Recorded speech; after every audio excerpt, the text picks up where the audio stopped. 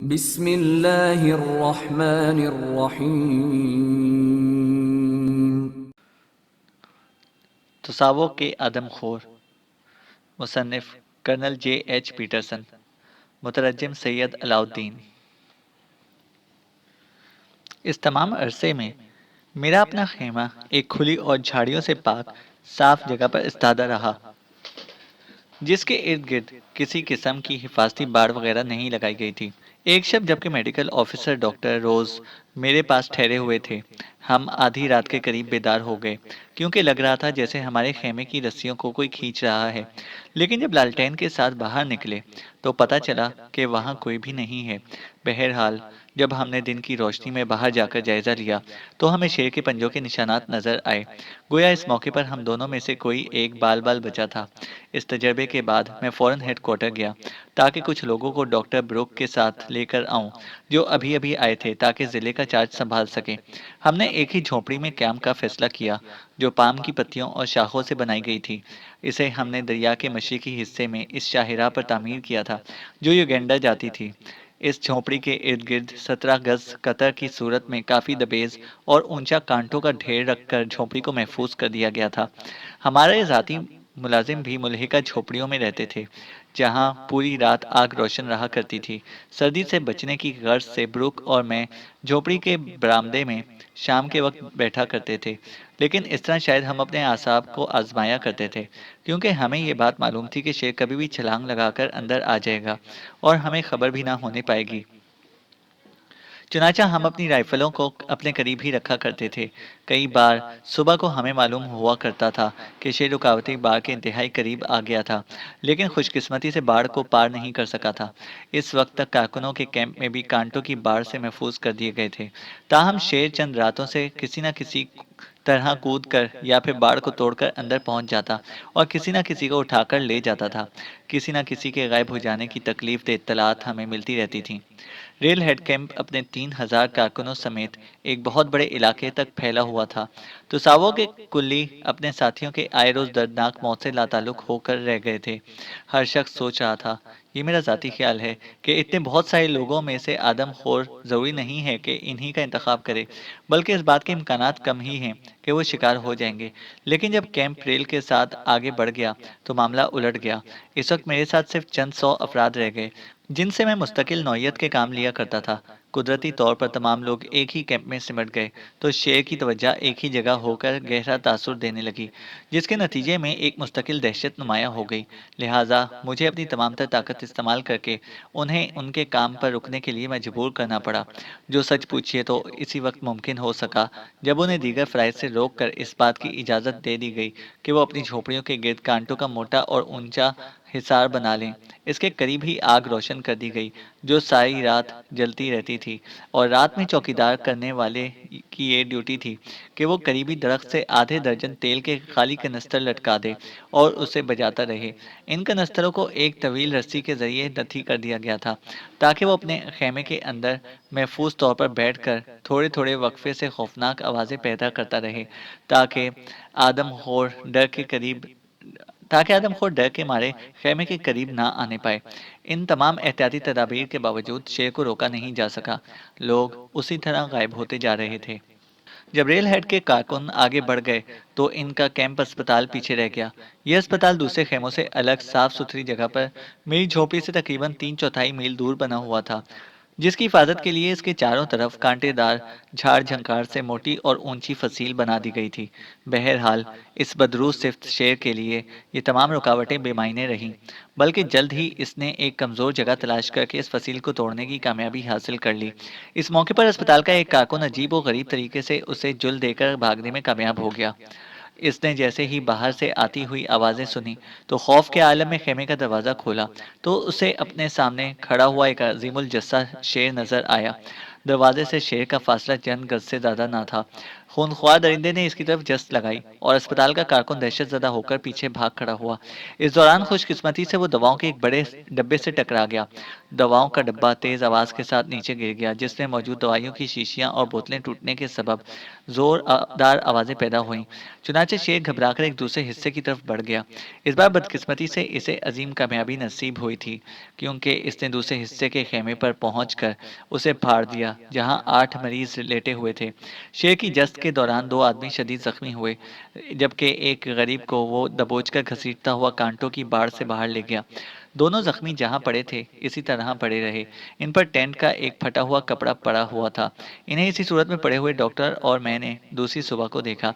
हमने इसी अस्पताल के करीब आके कैंप में पहुंचकर इसके इर्द-गिर्द एक मजबूत सी फसील तामीर की और तमाम मरीजों को रात होने से पहले-पहले वहां मुंतकिल कर दिया गया। जब मेरे इल्म में ये बात आई कि शेर खाली किए गए कैंप में आमतौर पर आता रहता है, तो मैंने फैसला किया कि एक खाली झोपड़ी में रात भर बैठकर उसका इंतजार करूं। शायद किसी एक के शिकार का मौका मिल जाए। लेकिन मेरे पहरे के दौरान खौफनाक आवाजें, चीखें और रोने पीटने की सदाएं इस नए कायम करदा अस्पताल की तरफ से आती रहीं, जिसे सुनकर मैं फौरन ही समझ गया कि हमारा हैबतनाक दुश्मन एक बार फिर मुझे जुल देने में कामयाब हो गया है। सुबह की रोशनी में मैं उजरत तमाम वहां पहुंचा तो मालूम हुआ कि शेर ने छलांग लगाकर कांटों की फसील पार की और अस्पताल के एक बहश्ती को उठाकर ले गया। इस वाक़े के बहुत सारे ऐनी गवाह थे, जिन्होंने इस दर्दनाक मंजर को रोशन आग के हल्के में देखा। ऐसा लगता था कि बहश्ती फर्श पर लेटा हुआ था। इसका सर खेमे के दरमियानी हिस्से में और पैर तकरीबन खेमे के एक दूसरे हिस्से को छू रहा था। शायद बेहेश्ती ने मायूसी के आलम में एक भारी संदूक को पकड़ लिया।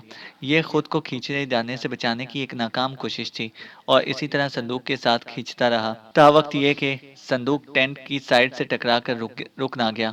इसके बाद इसे खेमे की एक रस्सी मजबूती से पकड़ ली और मजबूती से इसे गिरफ्त में लिए रहा, यहाँ तक कि वो टूट गई। शेर जब इसे खेमे से बाहर ले जाने में कामयाब हो गया, तो उसके गले को दबोच कर चंद झटके दिए।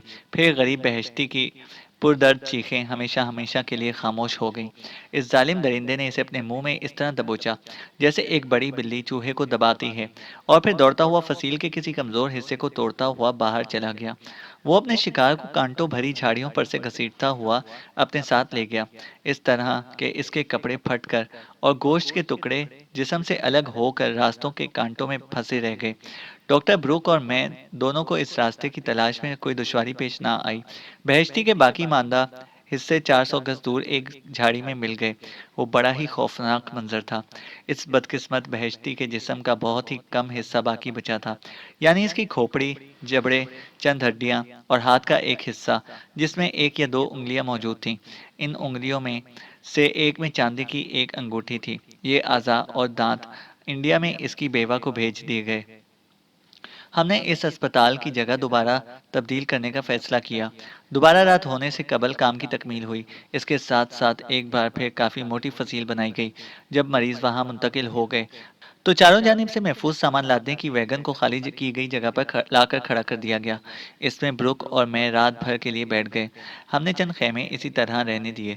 इसमें चंद मवेशी शेर के चारे के तौर पर बांध दिए। शेर को दोपहर में 3 मुख्तलिफ जगहों पर देखा गया था। अप्रैल 23 तुसावा से 4 मील दूर इसने लाइन में जाते हुए एक कुल्ली पर हमला करने की कोशिश की। खुशकिस्मती से इसके पास इतना वक्त था कि वो एक दरख्त पर चढ़कर अपनी जान बचा ले। वो वहीं बैठा रहा, जिंदगी से ज़्यादा मौत से करीब, यहाँ तक कि ट्रैफिक मैनेजर ने उसकी मदद की, जिसने ट्रेन से जाते हुए उसे देखा था। फिर वो तसावो स्टेशन के करीब देखा गया। चंद घंटों बाद कारकुनों ने एक शेर को डॉक्टर ब्रुक का पीछा करते देखा, जो शाम के धुंधलके में अस्पताल वापस आ रहे थे। अपनी हिकमत अमली के मुताबिक डॉक्टर और मैंने वैगन ही में रात का खाना खाया। वैगन हमारी झोपड़ी से करीब करीब 1 मील दूर थी। चंद वाकयात की रोशनी में देखा जाए तो हमने इतनी देर से पोजीशन लेने में हिमाकत का मुजाहिरा किया था। बहरहाल हम अपनी मंजिल पर बहिफाजत तमाम पहुंच गए और 10 बजे तक निगरानी शुरू कर दी। हमने वैगन के दरवाजे का निचला हिस्सा बंद कर दिया था, जबकि ऊपर का आधा हिस्सा देखने के लिए खुला छोड़ दिया था।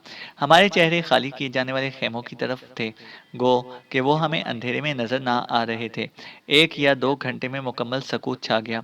मौत की खामोशी से उकताहट नाकाबिले बर्दाश्त होती जा रही थी कि यकायक हमारे दाएं तरफ की सूखी हुई झाड़ी हिलने लगी, तो हम समझ गए कि कोई जानवर है। फौरन ही धप की आवाज़ सुनाई दी और ऐसा लगा जैसे किसी भारी भरकम जिस्म ने छलांग लगाकर कांटों की फसील अबूर की है। चारे के तौर पर बांधे गए मवेशियों में भी बेचैनी पैदा हो गई। हमें इनकी बेतबाना नकलो हरकत की आवाज़ें सुनाई देने लगीं। इसके बाद फिर मौत की खामोशी और सन्नाटा छा गया। इस मौके पर मैंने अपने साथी को तजवीज़ पेश की कि हम वैगन से बाहर निकलकर फसील के करीब ज़मीन पर लेट जाते हैं, क्योंकि इस तरह हम शेर को अपने शिकार के साथ वापस आते हुए बेहतर तौर पर देख सकेंगे।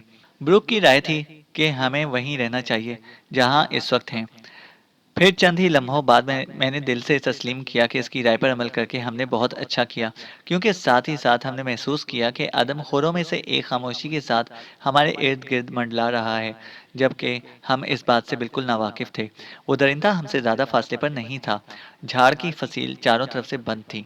हम ये उम्मीद कर रहे थे कि यह शेर अपने शिकार के साथ झाड़ियों में आएगा और हमें इसकी आवाज़ सुनाई देगी। अंदर के दरवाजे ठीक तरह बंद नहीं किए गए थे, इसलिए हमें हैरत हो रही थी कि आखिर शेर इतनी देर से अंदर क्या कर रहा है, जबकि वो बाहर ही था और खामोशी से हमारी पोजीशन का जायजा ले रहा था। इतने में मैंने महसूस किया कि कोई चीज़ हम खामोशी से हमारी तरफ आ रही है। मैं बुरी तरह डर गया। मुझे अपनी आंखों पर यकीन नहीं आ रहा था, जो काफ़ी देर से अंधेरे में देखते हुए थक गई थी। मैंने बहुत आहिस्तगी से ब्रुक से पूछा, क्या तुमने कोई चीज़ देखी? साथ ही साथ मैंने इससे स्याह हदफ पर राइफल से निशाना बांधा। ब्रुक ने कोई जवाब नहीं दिया। बाद में उसने बताया कि इसने किसी चीज़ को हरकत करते हुए महसूस किया था, लेकिन खौफ के बायस कुछ नहीं कह सका था। बहरहाल मैंने फायर किया, जो बेकार साबित हुआ। इसके बाद 1 या 2 मिनट के लिए फिर गहरी खामोशी छा गई। फिर एक भारी भरकम जिस्म ने हम पर छलांग लगा दी। शेर! मैंने चीखकर कहा और हम दोनों ने तकरीबन एक साथ फायर कर दिया। अगर थोड़ी सी भी देर हो जाती तो वो खूनख्वार दरिंदा कूदकर वैगन के अंदर आ जाता। ऐसा लगता था जैसे छलांग के दौरान वो घूम गया हो। शायद राइफल से निकलने वाली रोशनी से ना सिर्फ इसकी आंखें चुंधिया गई थीं, बल्कि 2 बंदूकों के भयानक आवाज़ ने उसे सरासीमा कर दिया था। अगर हम बहुत ज़्यादा मुस्तैद ना होते तो वो बिला मुबालगा हम दोनों में से किसी एक को अपना तैरने वाला बनाने में कामयाब हो जाता। हम दोनों इस बात को तस्लीम करते हैं कि ये किस्मत थी जो हम बच गए। दूसरी सुबह हमने देखा कि ब्रूक की गोली शेर के कदमों के निशान के करीब रेत में पेवस्त हुई थी। शेर इस गोली से 1 या 2 इंच के फ़र्क से बचा था। मेरी अपनी गोली का कोई सुराग नहीं मिल पाया था। चुनांचे आदमखोर के साथ हमारा पहला बराह रास्त मुकाबला अपने इख्तिताम को पहुंचा। इन परेशान कुन हालात में भी रेलवे की तामीर का काम जारी रहा और पहला इंतहाई अहम हिस्सा, जिसे मैंने आने के बाद शुरू किया था, वो पाया तकमील को पहुंच गया। इसमें एक बड़ी चट्टान को काटना शामिल था, जहां से गुजरकर रेल को दरिया तक पहुंचाना था। रेलवे लाइन बिछाने का काम और चट्टान को सिर्फ इस कदर काटने का कि एक इंजन के गुजरने की जगह बन जाए। मजीद ये कि दीगर सामान ट्रक या वैगन के जरिए कटी चट्टान के दहाने तक पहुंच जाए। मैंने खुद एक गार्ड की वैगन का दरवाज़ा कदरे खुला हुआ देखा था, जो चट्टान के दहाने से टकरा रहा था। चुनांचे मैंने फौरन ही चट्टान में सुराख करने वाले कारकुनों को लगाकर जगह में वसअत पैदा करा दी, ताकि इतनी जगह हो जाए कि हर किस्म की ट्रैफिक बहिफाजत गुजर सके। इस काम के दौरान कारकुनों के एक गिरोह ने गार्ड ब्रिज की बुनियादें रखनी शुरू कर दी थीं, जिसके बायस तुसावो स्टेशन और इसके कटे हुए हिस्से के दरमियान एक गली सी बन गई थी। गार्डर को खड़ा करने के लिए काफ़ी जगह की ज़रूरत थी, इसलिए इसके अतराफ से मुतबादिल रास्ता बना दिया गया। एक आर्जी सी सड़क जो नाले से होती हुई दूसरी जानिब चली गई थी। जब बुनियादें और मुतालिका चीज़ें तैयार हो गईं तो गली एक आहिनी गार्ड से जुड़ गई और उसके दोनों जानिब एक ढलान किनारा सा बन गया। इस तरह एक मुस्तकिल रास्ता आसानी से कायम हो गया। इसके बाद ये भी ज़रूरी हो गया कि एक वाटर सप्लाई कायम की जाए। ये मेरा दिलपसंद काम था, क्योंकि दरिया के किनारों पाम की ठंडी छांव में बैठकर मस्ताह कराना था। इस दौरान मैं अपनी कैंप किट साथ रखा करता था और वहीं जंगल में दोपहर का खाना खाया करता, जिसमें अक्सर एक दोस्त भी शामिल रहा करता था। जब कोई दोस्त शामिल रहता तो वो लम्हात पुरमसरत हुआ करते। एक बार मैं दरिया के किनारे किनारे दूर तक गया। मेरे साथ एक जवान स्टाफ मेंबर भी था। इस दिन सख्त तरीन गर्मी पड़ रही थी और हम दोनों अपने काम के इख्तिताम तक थककर चूर हो गए थे। चुनांचा मेरे साथी ने तजवीज़ पेश की कि लकड़ी के लट्ठों को जोड़कर एक बेड़ा तैयार किया जाए और इसी पर बैठकर हम तैरते हुए अपने घर तक पहुंचे। मैं इस तजवीज़ को मुनासिब नहीं समझता था, लेकिन इसने मज़ीद कहा कि हमें तजर्बा करना चाहिए। अपनी आरी वगैरह से काम लेकर हमने जल्द ही एक बेड़ा यानी किश्ती बना ली। लकड़ी के टुकड़ों लकड़ी के टुकड़ों को फाइबर से बांध दिया, जो इस इलाके में वाफिर मिकदार में दस्तयाब है। जब वो तैयार हो गए तो हमने उसे थोड़े से पानी से बाहर निकाला, जहाँ वो तैयार की गई थी, और जवान इंजीनियर कूदकर इस पर चढ़ गया। पानी के असल धारे तक सब ठीक-ठाक था, लेकिन फिर वो डगमगाने लगा। मैंने जल्दी से अपने दोस्त की मदद की ताकि वो हाथों और पैरों के ज़रिए जल्द से जल्द किनारे पर पहुंच जाए और मुमकिन मगरमच्छों से खुद को महफूज कर सके। लेकिन वो हंसने लगा, जैसे हम किसी दिलचस्प मुहिम पर हों। बस चंद ऐसे ही आराम के मौके के अलावा मेरा वक्त सख्त मसरूफियत में गुजरता था। बहुत सारे कामों की निगरानी और सैकड़ों दूसरे फ़राइज़ मुझे पूरे दिन मसरूफ़ रखा करते थे, जबकि रातों को मैं कुल्लियों के दरमियान पैदा होने वाले मसाइल हल किया करता था। जमादारों और कारकुनों की रिपोर्टों और शिकायतों को सुनता, सवाहिली मशरिकी अफ्रीका की ज़बान सीखता रहता था। इसके अलावा ज़िले के बुनियादी कामों की तैयारी करता। दरियाई तसावों पर रेलवे ब्रिज की तामीर तेज़ी से जारी थी। इससे मेरा ज़ाती काम का बड़ा हिस्सा हुआ करता था। दरिया पर क्रॉस और तिरछे सेक्शन बनाना, ये देखना कि पानी की रफ्तार कितनी तेज़ होगी और मिकदार कितनी, फिर ये कि सैलाबी ज़माने में सूरत हाल कैसी होगी और पानी की कम से कम और ज़्यादा से ज़्यादा सतह क्या होगी। दीगर ज़रूरी हिसाब किताब का करना, ये सारे काम करीब करीब तकमील पजीर हो गए थे। मैंने पुश्ते और पुल के पाए की जगहों पर निशान लगा दिए। चुनाचा बुनियादों का काम शुरू हो गया। दरमियान के दो पल्लरों के पाए ने सख्त मसाइल पैदा कर दिए, क्योंकि दरिया का पानी बार बार इसमें भर जाया करता था, जिसे पंप के जरिए खाली करना पड़ता ताकि वो खुश्क हो और काम शुरू हो सके। फिर हमने अंदाज़ा लगाया कि मजबूत बुनियादों के लिए कुछ मजीद गहराई तक जाना होगा, बजाय इतनी गहराई के जो हम तवक्का कर रहे थे। चुनाचा गहराई बढ़ाते रहे और नाउमीदी का शिकार हुए कि मुनासिब जगह नहीं मिल पाई। बिलाखिर नीचे एक मोटी चट्टान मिल ही गई, जिस पर आहीनी बुनियाद रखी जा सकती थी, जो हर तरह से महफूज थी। दूसरी बड़ी दुश्वारी ये थी कि वहाँ कुर्ब जवार में कोई दूसरा बड़ा पत्थर नहीं था। इसका ये मतलब नहीं था कि वहाँ पत्थर ही नहीं था। इसके बरखिलाफ पूरा ज़िला पथरीला था और बहुत बहुत सख्त और ठोस पत्थर थे, जिसे काट कर अपने काम में लाना इंतहाई दुश्वार था और इस तरह इस पर कायम होने वाले बुर्ज पर अखराजात बहुत ज़्यादा होते। चुनाचा मैं खारदा जंगलों में इधर उधर फिरता रहा ताकि मुनासिब अशिया तलाश कर सकूं। अब मैंने ये सोचना शुरू कर दिया था कि बुनियादों के काम में लोहा इस्तेमाल करना चाहिए। इसी दौरान मैं एक हादसे का शिकार होते होते रह गया। ब्रुक और मैंने झाड़ियों से आती हुई काएं काएं की आवाज़ें सुनी। मैंने इन झाड़ियों के गिरने दायरे में चक्कर लगाया। इसी तरह ब्रुक ने भी किया। वो अगर फायर करता तो गोली मेरी सिमत में आती। इत्तफाकन में फायर करने की पोजीशन इख्तियार करते हुए गहरी खाई के दहाने पर घुटनों के बल पौधों के दरमियान झुक गया। किसी परिंदे के उड़ते ही बंदूक को लोड करने के लिए बहुत ही कम वक्त था, इसलिए मैं नाकाम रहा। मैंने मजीद कोशिश भी नहीं की। मुझे अपने घुटनों के नीचे ज़मीन में इंतहाई सख्त महसूस होने लगी थी। जायज़ा लेने पर मालूम हुआ कि दरिया के किनारे वाक़ ये घाटी पथरीली है और काफ़ी हद तक फैली हुई है। मजीद ये कि हम जिस शय को तलाश करते फिर रहे थे वो चीज़ यही है।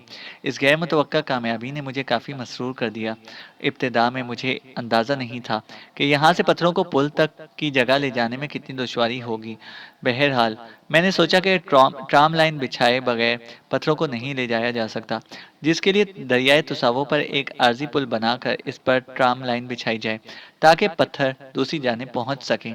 चुनाचा मैंने फौरन ही आदमी लगा दिए कि वो जंगल को काटकर एक सड़क बनाएं जिस पर डबल ट्रॉली लाइन बिछाई जा सके। एक सुबह जब कारकुन अपने अपने कामों में मशगूल थे कि एक छोटी नस्ल का हिरन कूदता हुआ कारकुनों के दरमियान पहुंचकर खड़ा हो गया। वो आदमियों के शोर शगफ से घबराया और सरासीमा हो रहा था। दौड़ता हुआ सीधा शेरशाह जमादार के करीब पहुंचा तो इसने फौरन ही इस पर एक बास्केट डाल दी और जोर से पकड़ लिया। इत्तफाक से मैं फौरन ही पहुंच गया और इस खूबसूरत जानवर की जान बच गई। मैं इसे अपने घर ले आया, जहां वो बहुत ही जल्द पालतू जानवर बन गया। वो इस कदर मानूस हो गया था कि खाने के औकात में मेज पर चढ़कर मेरे हाथों से खाया करता था। जब ट्रॉली लाइन की सड़क साफ हो गई तो अब ये काम रह गया था कि दरिया पर एक आर्जी पुल बना दिया जाए। इसे पाम के दरख्तों और दूसरे तनों से भद्दे अंदाज में तामीर किया गया कि अगर सैलाब आता तो वो यकीनन बह जाता। लेकिन खुशकिस्मती से मुस्तकिल काम के इख्तिताम तक ऐसा नहीं हुआ। ये तमाम मुतालिका काम बहुत जल्द तकमील पजीर हो गया और इस पर पत्थरों और रेल से भरी ट्रालियां जाने आने लगी। हमें बाद में मालूम हुआ कि खाई के अंदर इंतहाई अच्छे पत्थरों और रेत का जखीरा मौजूद है। एक दिन एक दिलचस्प वाकया पेश आया। मैं एक ऐसे बड़े पत्थर की तस्वीर उतार रहा था जिसे आर्जी पुल से खींचकर दूसरी तरफ ले जाया जा रहा था। जैसे ही भारी वजन से लदी ट्रॉली जो इंतहाई एहतियात की मतकाजी थी, हीरा सिंह हेड मेसन पत्थर पर खड़ा हिदायत दे रहा था, जबकि औरसियर परशोत्तम हरजी दोनों जानिब रस्सी खींचने वालों की निगरानी कर रहे थे। ताकि पत्थर ट्रॉली पर कायम रहे। हमें ये नहीं मालूम था कि लहरों ने बुनियाद की सपोर्ट में लगे हुए एक तने को अलग कर दिया है, और जब वजनी ट्रॉली दरिया पर बने हुए सतूनों पर आई तो पटरी नीचे सुलग गई और पत्थर दरिया में गिर गया, जिसकी मैंने तस्वीर उतार ली थी। हीरा सिंह ने दरिया में छलांग लगा दी ताकि गिरते हुए पत्थर से खुद को बचा सके।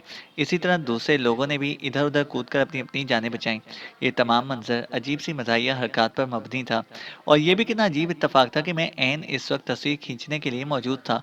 खुशकिस्मती से कोई भी शख्स ज़रा-सा भी ज़ख्मी नहीं हुआ और पत्थर भी दोबारा मिल गया, लेकिन कुछ कुछ दुश्वारियाँ ज़रूर हुई थीं। अभी इस वाक़ये को हुए ज़्यादा अरसा नहीं गुज़रा था कि मेरे अपने मज़दूर एक दिन यकायक तकरीबन नाखुशगवार इख्तिताम से दो चार हो गए।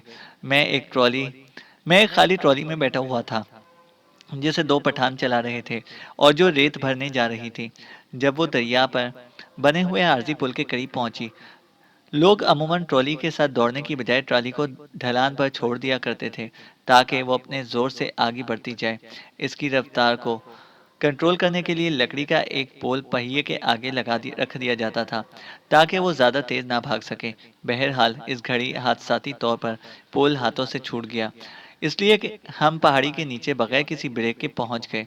बुर्ज के करीब एक खतरनाक मोड़ था, जिसके मुतालिक मुझे खौफ था कि वहां ट्रॉली अपनी पटरी से उतर जाएगी। मैं इस खौफ के बावजूद ट्रॉली में ही बैठा रहा। बजाय कूदकर उतरने का खतरा मोल लेने के इतने में मैंने महसूस किया कि उड़कर ब्रिज के किनारे पर लगी हुई एक बीम से बाल बाल बचता हुआ दरिया के किनारे पड़ी हुई रेत पर गिर गया। ट्रॉली भी मेरे करीब ही धप की आवाज के साथ नीचे आ रही। यह हादसा भी इस एतबार से खुशगवार साबित हुआ कि इसमें कोई शख्स जख्मी नहीं हुआ था। ऐसा लगता था जैसे तुसावो ब्रिज की तामीर पुरअमन हालात में चल ज़्यादा देर तक नहीं चल सकेगी। मैंने शेर से मुतालिक अपने मसाइल पहले ही बयान कर दिए। तुसावो के खूनख्वार दरिंदे हमें फिर काम रोक देने पर मजबूर कर देंगे, लेकिन फिलहाल दूसरे मसाइल जो कम संजीदा नहीं थे, जो कारकुनों के दरमियान पैदा हो गए। ब्रिज के पत्थर की तलाश के बाद मैंने दरिया के किनारे मेसन की एक टीम भेजी, ताकि वो पत्थर तलाश कर काबिल इस्तेमाल बनाए जाएं। जो लोग मुझे भेजे गए वो करीब करीब सारे पठान थे, जिनके मुतालिक ये समझा जाता था कि वो माहिर कारकुन हैं, लेकिन जल्द ही मालूम हुआ कि उनमें से एक बड़ी तादाद संग तराशी के फन से कतई नावाकिफ है, बल्कि वो आम से कुली थे, जिन्होंने खुद को संग तराश जाहिर करके मुलाजमत हासिल की थी, ताकि 12 रुपये माहवार की बजाय 45 रुपये माहवार कमा सकें, और वो लोग जो संग तराश नहीं थे कुली की तनख्वाह वसूल करें। जैसा कि ज़माने में होता है, नकली कारीगरों की तादाद बहुत ज़्यादा थी। चुनांचे उन्होंने असल कारीगरों को अपनी सतह पर लाने की कोशिशें शुरू कर दीं, यानी काम के मेयार को अपने जैसा करने की, ताकि मैं मजबूर होकर काम को हिस्सों में बांट देने और तनख्वाहों के स्केल के अहकामात वापस ले लूं। बहरहाल मैं किसी कीमत पर भी इसके लिए तैयार नहीं था, क्योंकि मैं तो सिर्फ ये चाहता था कि हर शख्स अपने काम के मुताबिक उजरत पाए। ये तमाम कारीगर हर वक्त आपस में तो तरा करते रहते थे, और मैं नीचे जाकर इनके कैंप में इनकी हंगामा आराई फरोख कराता रहता था और हिंदुओं और मुसलमानों को अलहदा करता रहता। इस किस्म के एक संजीदा खलल का नतीजा शायद कुछ दिलचस्प बरामद हुआ। एक शाम झटपटे के वक्त मैं अपनी झोपड़ी के दरवाजे के सामने बैठा हुआ था कि मुझे कारीगरों के कैंप से चीखों पुकार की आवाज़ें आने लगीं, जो चंद सौ गज से ज़्यादा दूर नहीं थीं। इतने में एक जमादार दौड़ता हुआ मेरे पास आया और बताया कि सारे लोग आपस में जंग कर रहे हैं और डंडों, पत्थरों वगैरह से एक दूसरे को कत्ल कर रहे हैं। फौरन ही मैं जाय वकुआ पर पहुंचा और लड़ाई को रुकवा दिया, लेकिन 7 आदमी शदीद जख्मी हालत में ज़मीन पर पड़े हुए थे। इन लोगों को चारपाई पर डलवा कर झोपड़ी में ले आया। चूंकि ब्रुक मौजूद नहीं था, इसलिए मैंने खुद डॉक्टर का रोल अदा किया और टांग के मरहम पट्टी, इसके अलावा जो भी मुमकिन था वो किया। इन जख्मियों में से सिर्फ एक शख्स ऐसा था जिसने कराते हुए अपने मुंह पर कपड़ा डाल लिया, जैसे वो मर रहा हो। इस कपड़े को उठाकर मैंने देखा तो वो करीम बख्श मेसन था, जो इन लोगों में शरीर तरीन शख्स था। मैंने इसका और इसके जख्मों का बतौर खास जायजा लिया, तो मालूम हुआ कि कोई खास बात नहीं है, इसलिए ख्याल हुआ कि शायद कोई अंदरूनी चोट होगी। मैंने इससे कहा कि तुम्हें अस्पताल भिजवा देता हूँ, जो वाई में है, तकरीबन 3 मील नीचे है, ताकि तुम्हारा सही तौर पर इलाज हो सके। इसके बाद इसे इसके कैंप में ले जाया गया। रास्ते भर वो कराता रहा। जमादार ने आकर मुझे बताया कि वो शख्स कतई तौर पर जख्मी नहीं हुआ था, बल्कि हकीकत ये है कि वही तमाम गड़बड़ का जिम्मेदार था। वो ये साबित करना चाहता था कि शदीद तौर पर जख्मी है, ताकि इस सजा से बच सके जो मैं इन गड़बड़ का जिम्मेदार होने के बायस उससे देता। हकीकत हाल से आगाह होने के बाद मैंने हिदायत दी कि वो दूसरे जख्मियों के साथ स्पेशल ट्रेन से वाई नहीं जाएगा। रात में 11 बजे के करीब मुझे बताया गया कि नीचे कैंप में एक मेसन मर रहा है। मैंने फौरन ही बूट पहने, थोड़ी सी ब्रांडी पी और कैंप की जानिब चल पड़ा। वहां मुझे अपने दोस्त करीम बख्श को देखकर खुशगवार हैरत हुई, जो बिस्तरे मर्ग पर था। मुझे मुकम्मल तौर पर यकीन था कि वो मकर कर रहा है। इसने जब दवा की बात की तो मैंने अफसोसनाक लहजे में कहा कि मैं कल सुबह तुम्हें बहुत अच्छी दवा दूंगा। दूसरे दिन दोपहर में अपने कवायद के मुताबिक मैं शैतान सिर्फ लोगों को बुलाकर फैसले किया करता था। मैंने करीम बख्श से मुतालिक पूछा तो मुझे आगाह किया गया कि वो सख्त बीमारी के बायस चलने फिरने से कासिर है। चुनांचे मैंने हुक्म दिया कि इसे मेरी झोपड़ी में लाया जाए। थोड़ी ही देर में वो एक चारपाई पर पहुंच गया, जिसे चार कुल्ली उठाए हुए थे, जिनके मुतालिक मुझे यकीन था कि इस ड्रामे से वो वाकिफ थे। इसके और बहुत सारे दोस्त इर्द गिर्द चक्कर लगा रहे थे ताकि इसके फरेब को देख सकें। जब इसकी चारपाई मेरे करीब फर्श पर रखी गई तो मैंने इस कंबल को उतार दिया जिसमें इसने खुद को लपेट रखा था, और इसका ठीक तरह से मुआयना किया और तसल्ली की कि इसे बुखार भी नहीं है। वो जाहिर कर रहा था कि जैसे शदीद अलील है, और दोबारा दवा के मुतालिक पूछा, लेकिन मैं कतई मुतमईन था कि जमादार की बताई हुई कहानी यकीनन सही है और ये इसकी बदमाशी है। मैंने इससे कहा, मैं तुम्हें बड़ी पुरअसर दवा देने जा रहा हूँ। साथ ही एहतियात के साथ इसे इसके कंबल में लपेट कर सर को ढांक दिया। फिर मैंने कारपेंटर के पास से लकड़ी की छोटी सी छेलन शेविंग्स उठाई, जो मेरे करीब ही पड़ी हुई थी, और इसे इसकी चारपाई के नीचे रखकर इसमें आग लगा दी। इस मकार शख्स ने जैसे ही गर्मी महसूस की, कंबल के किनारे से झांका, और जब धुआं और आग के शोले जो इसके चारों तरफ से उठ रहे थे, तो वो अपने ऊपर से कंबल फेंकता हुआ झटके से उठा और झोपड़ी के दरवाजे की तरफ बढ़ते हुए चीखा, बेईमान, शैतान। दरवाजे पर एक सिख सिपाही खड़ा हुआ था, जिसे भागते हुए करीम बख्श के कंधे पर छड़ी बरसा दी। इसके मसरूर साथियों ने चीख कर दाद दी, शाबाश शाबाश सर। इसके बाद मुझे करीम बख्श से कोई शिकायत नहीं हुई। बाद में दिन के वक्त वो हाथ जोड़ते हुए वापस आया कि मुझे माफ़ कर दें, और मैंने फ़ौरन ही माफ़ कर दिया, क्योंकि वो एक चालाक कारकुन था। इस वाक़े के चंद दिनों बाद एक सुबह इस दरख्त से वापस आ रहा था, जिस पर गुज़िश्ता शब बैठकर मैंने आदमखोर की नकलो हरकत देखने की कोशिश की थी। पत्थर निकालने के गड्ढे की जानिब गैर मुतवक्का तौर पर बढ़ते हुए मैं ये देखकर शर्मसार रह गया कि वहाँ मुकम्मल तौर पर खामोशी का राज है, और मेरे शरीर बदमाश कारकुन एक दरख्त के साए तले आराम से बैठे हुए हैं। कोई कार्ड्स खेल रहा है, कोई नींद के मज़े ले रहा है। मैं झाड़ियों में छुपा खड़ा थोड़ी देर तक उन्हें देखता रहा। फिर मेरे जी में आई कि उन्हें डराने के लिए इनके सरों पर राइफल चलानी शुरू कर दी। राइफल से आवाज़ पैदा होते ही मंजर इस तरह तब्दील हुआ जैसे जादू कर दिया गया हो। हर शख्स गोया उड़कर अपने काम की जगह पर पहुंच गया, और फिर हथौड़े और छेनी चलने की आवाज़ें सुनाई देने लगीं। जबकि थोड़ी देर पहले वहां मुकम्मल खामोशी थी। वो समझ रहे थे कि मैं इनसे काफ़ी दूर हूँ और उन्हें नहीं देखा। इन्हें सरासीमा करने के लिए चीख कर कहा, तुम लोग काफ़ी लेट हो। मैं काफ़ी देर से इनकी नकलो हरकत का जायज़ा ले रहा था। मैंने महसूस किया कि हर शख्स अपने इंचार्ज की हुक्म अदूली कर रहा है, और वो करीब करीब मजबूर होकर रह गया है। लिहाजा इसने खुद को इस ओहदे के लिए नाअहल होने का सबूत फराहम कर दिया है। मैं अपनी झोपड़ी पर चला आया। फिर फौरन ही दोबारा वहां पहुंचा तो दो बड़े बदमाश लुढ़खड़ाते और तकरीबन दोहरे होते हुए चीख रहे थे कि मैंने उन दोनों की पीठ पर बंदूक से फायर किया है। अपने बयान की सदाकत मनवाने के लिए उन्होंने अपने साथियों की मदद से पीठों पर सुराख भी कर लिए थे, जिससे खून बह रहा था। ये इनकी बदकिस्मती थी कि इस वक्त मैं बंदूक की बजाय राइफल लिए हुए था। मजीद ये कि वो लोग जिस्म के साथ अपने कपड़ों पर सुराख करना भूल गए थे। नतीजतन इन्हें अगर इस झूठ से फ़ायदा हुआ तो इतना कि अपने साथियों की तमस्खर का निशाना बने, और इन पर कुछ मजीद जुर्माना हो गया। इसके फ़ौरन बाद जब उन्होंने देखा कि मैं उजरत के मुताबिक काम लेने का फ़ैसला कर चुका हूँ और इस पर अमल करने से मुझे कोई नहीं रोक सकता, तो उन्होंने इसे नतीजा अख़ज़ किया कि सबसे बेहतर तरीका यह है कि मुझे ही रास्ते से हटा दिया जाए। चुनांचे एक शब उन्होंने मीटिंग की और सबने राजदारी का हलफ उठाया, और काफ़ी बहस व मुबाहिसे के बाद ये तय पाया कि कल जब मैं अपनी आम चहलकदमी के लिए खाई की तरफ जाऊं, तो मुझे कत्ल कर दिया जाए और मेरे मुर्दा जिस्म को जंगल में फेंक दिया जाए, जहां बिल आखिर वहशी दरिंदे हड़प कर जाएंगे। फिर वो कह देंगे कि मैं शेरों का खाजा बन गया हूँ। इस खुश आइंद फैसले से वहां मौजूद हर शख्स मुत्तफिक हो गया और एक तवील कागज पर अपने उंगलियों के निशानात सबत कर दिए, ताकि इस फैसले की पासदारी की सनद रहे। मीटिंग के इख्तिताम के 1 घंटे के अंदर साजिश करने वालों में से एक साजिशी छुप छुपाकर मेरे कैंप में आया और साजिश को बेनकाब कर दिया। मैंने इस इत्तला देने पर इसका शुक्रिया अदा किया और दिल में पुख्ता इरादा कर लिया कि सुबह को जिस तरह खाई की तरफ जाता हूँ, कल भी जाऊंगा क्योंकि मुझे यकीन कामिल था कि मौजूदा सूरत हाल में किसी शैतानी मंसूबे पर अमल नहीं कर सकते। मेरे जी में ये ख्याल पैदा हुआ कि मुमकिन है इत्तला देने वाले को मेरे पास इसलिए भेजा गया हो कि मैं खौफजदा हो जाऊं। चुनाचा दूसरी सुबह यानी 6 दिसंबर हस्बे आदत ट्रॉली लाइन के साथ साथ चलता हुआ मैं इस गड्ढे की तरफ बढ़ा। मैं जैसे ही लाइन के मोड़ से आगे बढ़ा, हीरा सिंह जो एक बहुत ही अच्छा शख्स था, झाड़ियों से निकलकर आहिस्तगी से मेरे पास आया और आगे न जाने की तलकीन की। मैंने वजह पूछी तो उसने कहा कि इसमें वो बात बताने की जुर्रत नहीं है, लेकिन वो और दूसरे 20 मेसन आज काम पर नहीं जा रहे, क्योंकि हमें अंदेशा है कि आज खाई के करीब कोई गड़बड़ होने वाली है। ये सुनने के बाद मैं सोचने लगा कि सुनी हुई कहानी में कोई ना कोई सदाकत ज़रूर है। इस ख्याल के बावजूद मैंने हंसते हुए कहा कि कोई गड़बड़ नहीं होगी और इसी तरह आगे बढ़ता रहा। जब मैं खाई के करीब पहुंचा तो वहाँ हर तरह का सुकून था। सारे कारकुन अपने कामों में मशगूल थे, लेकिन चंद ही लम्हों बाद मैंने महसूस किया कि लोग की नखियों से इधर-उधर देख रहे थे और मेरी हंस ने मुझे आगाह कर दिया था कि हवा में कोई ना कोई खतरा ज़रूर मौजूद है। जब मैं कारकुनों से पहले जब मैं कारकुनों के पहले गिरोह के करीब जाकर खड़ा हुआ तो एक जमादार जो कतई नाकाबिले एतबार था और गुंडे किस्म का आदमी था, मुझसे कहने लगा कि खाई पर काम करने वाले कारकुनों ने हुक्म मानने से इनकार कर दिया है और दरख्वास्त की है कि मैं वहां पहुंचकर उनसे बात करूं।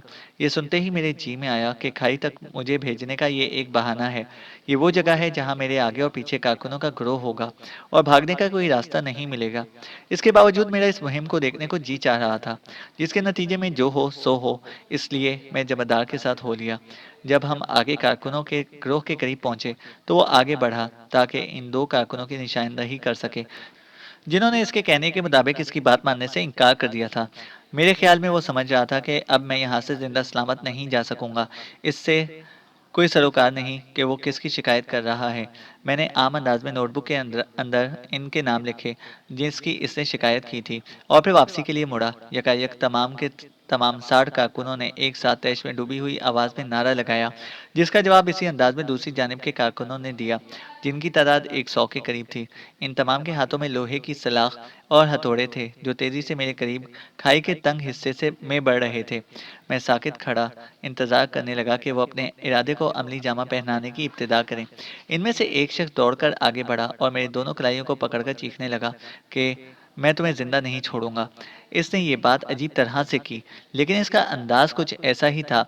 मैंने आराम से अपने हाथों को आज़ाद करा लिया, लेकिन इस वक्त तक मैं इनके इनमें घिर चुका था और मुझे हर चार तरफ शैतानी और कातिल चेहरे दिखाई दे रहे थे।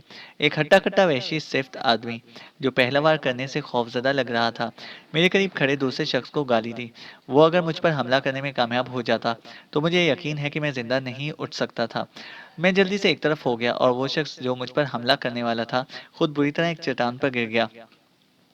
इस लम्हे एक सरासीमगी सी पैदा हो गई, जिसका मैंने फ़ायदा उठा लिया। मैंने जल्दी से चट्टान के ऊपरी हिस्से पर चढ़ गया और इससे कबल कि वो अपने सरासीमगी पर काबू पाते, मैंने हिंदुस्तानी ज़बान में पुरजोश तकरीर करने शुरू कर दी। इनकी ताबेदारी की आदत ऊद कराई और खुशकिस्मती से उन्होंने वो सुन लिया जो मैं इनसे कह रहा था। मैंने उन्हें बताया कि मैं इनके मंसूबे से आगाह हूँ और वो मुझे कत्ल करना चाहते हैं और अगर वाकई वो मुझे मारना चाहते हैं तो मार दें, लेकिन ऐसी सूरत में ये अमर यकीनी है कि इनमें से बहुत से फांसी के तख्ते पर चढ़ जाएंगे, क्योंकि ये हकीकत बिलाखिर शिकार आश्कार हो जाएगी कि मुझे शेर ने नहीं खाया है। मैंने उन्हें ये भी बताया कि इनमें से सिर्फ एक या दो ऐसे बदमाश हैं जिन्होंने यह मकाना मंसूबा बनाया है और दीगर लोगों को बेवकूफ़ नहीं बनना चाहिए। वो लोग इस बात से वाकिफ थे कि मैं अच्छे कारकुनों का हमेशा हामी रहा हूँ। बदमाश और कामचोरों को ही मुझसे खतरा था। अच्छे और बाइज्जत पठान खुद को इनसे अलहदा कर लेंगे। जब उन्होंने मेरी बात सुन ली तो मैं खुद को थोड़ा महफूज समझने लगा। चुनाचे मैंने मजीद ऐलान किया कि बेचैनी फैलाने वालों को फिलफौर मोम्बासा वापस पहुंचा दिया जाए और दूसरे लोग अगर काम पर आ जाते हैं तो दोबारा कोई ऐसी हरकत नहीं करते, तो फिर मैं उनके खिलाफ कोई कार्रवाई नहीं करूंगा। आखिर में मैंने पूछा कि वो लोग जो काम पर वापस आना चाहते हैं अपना हाथ उठाएं, तो फौरन पूरे मजमे ने हाथ बुलंद कर दिए। मैं सोचने लगा कि फिलहाल तो मेरी फतह हो गई है। फिर इन्हें मुंतशिर करके मैं चट्टान से नीचे कूद आया और अपना दौरा शुरू कर दिया जैसे कि कोई बात हुई ही ना हो। इधर उधर पड़े हुए पत्थरों को नापने लगा और होने वाले काम पर अपना तबसरा करता रहा। वो लोग अभी गैर मुतय्यन और ख़राब मूड में ही थे। इन पर भरोसा नहीं किया जा सकता था। बहरहाल 1 घंटे के बाद मैं इत्मीनान से वापस हो गया, हर तरह सही सलामत। अभी तक खतरात टले नहीं थे। मैं जैसे ही घर जाने के लिए मुड़ा, बगावत ने दोबारा सर उठा लिया। एक दूसरी मीटिंग बर्पा की गई और एक नया मंसूबा बनाया गया कि मुझे रात में किसी वक्त कत्ल कर दिया जाए। फौरन ही मुझे टाइम कीपर ने आकर बताया कि वो बाहर हाजिरी लेने जाना चाहता था कि उन्होंने इसे भी कत्ल कर देने की धमकी दी। ये सुनते ही मैंने वक्त ज़ाया किए बगैर रेलवे पुलिस और डिस्ट्रिक्ट ऑफिसर को टेलीग्राम से आगाह कर दिया। मिस्टर वाइट हेड ने मेरी मदद के लिए फौरन ही 25 मील दूर से अपने आदमी भेज दिए। मुझे इस बात को तस्लीम करने में कोई तामुल नहीं कि इस बरवक्त अमल ने मुझे इस शब होने कत्ल होने से महफूज रखा। 2 या 3 दिनों बाद रेलवे पुलिस पहुंच गई और बगावत के असली लीडर को गिरफ्तार करके मंबासा ले गई। ब्रिटिश कौंसल मिस्टर क्रॉफोर्ड के रूबरू मुकदमा चलाया गया, जिस दौरान एक शख्स सरकारी गवाह बन गया और मुझे कत्ल कर देने के पूरे मंसूबे से पर्दा उठा दिया गया। तमाम बदमाशों को मुख्तलिफ सजाएं हुई और बाद में मुझे किसी गड़बड़ का सामना नहीं करना पड़ा। चैनल को सब्सक्राइब करें और बेल आइकन को प्रेस करें ताकि हमारी हर अपडेट आपको बर वक्त मिल सके।